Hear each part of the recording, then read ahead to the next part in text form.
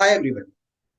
In this part of shortcut keys, we will be discussing about different shortcuts with Ctrl+Shift combination.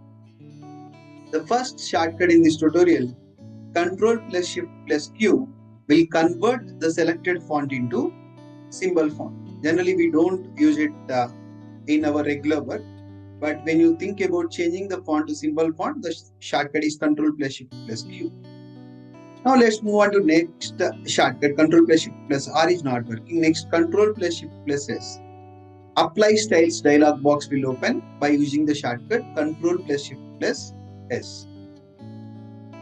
Next shortcut is Ctrl+Shift+T. What it is doing? You can see on the top hanging indent.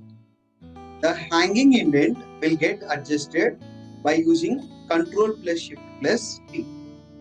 Now moving on to the next shortcut, Ctrl+Shift+W. Word based underline. If you see here,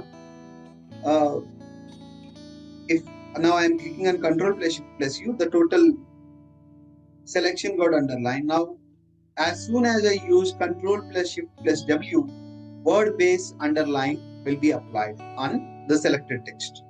Next, coming to the next one, Ctrl+Shift+F5.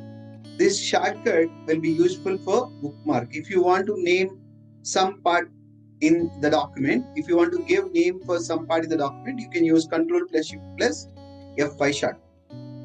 The next shortcut is Ctrl+Shift+F12. It works similar to Ctrl+P. Print dialog box will open by using the shortcut Ctrl+Shift+F12. The next and last shortcut is Ctrl+Shift+Enter. So now let's see what happens with the shortcut Ctrl+Shift+Enter. Ctrl+Shift+Enter is useful for column break. If you see now, the column is getting splitted and it is moving to next column. This is the use of Ctrl+Shift+Enter. Thank you.